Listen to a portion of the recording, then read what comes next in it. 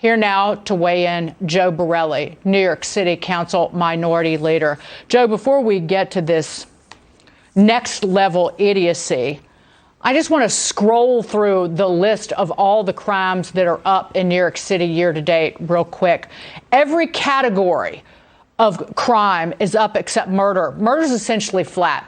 It's just down 2%. Rape, robbery, felony assault, burglary, grand larceny, grand theft auto, transit, housing, petty larceny, misdemeanor assault, other sex crimes, shooting victims, shooting instances. They're all up double digits, 20% or more in most cases. What do you say to AOC?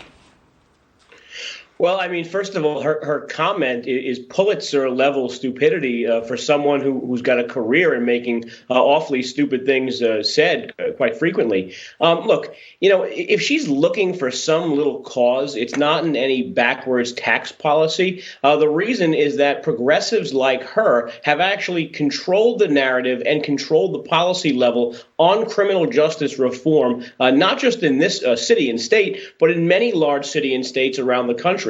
And so we see this rise in crime in New York. We also see the perception of more rise in crime in New York. People are feeling less safe. They're statistically more likely to get injured and become the victim of crimes.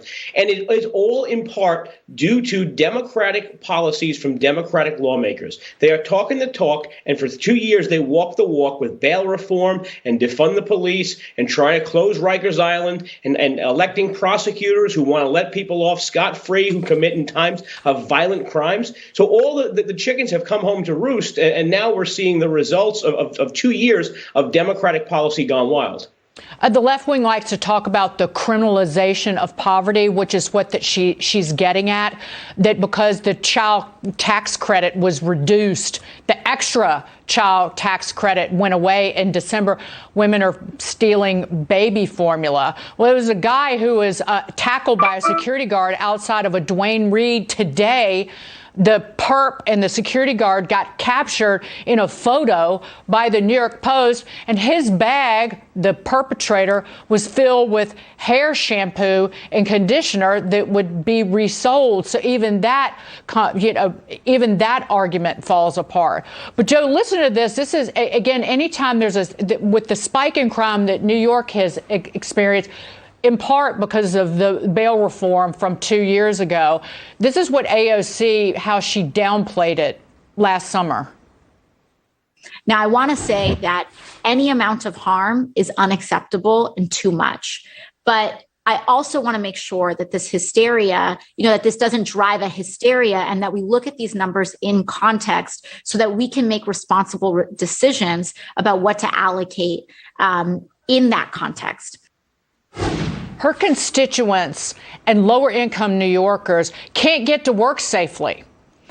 Somebody I know saw some construction workers on the subway last night. One of them pulled out a very long knife, and he said, if these mayor and these Congress people and the governor and all these liberals will not protect me, I will protect myself and my friends.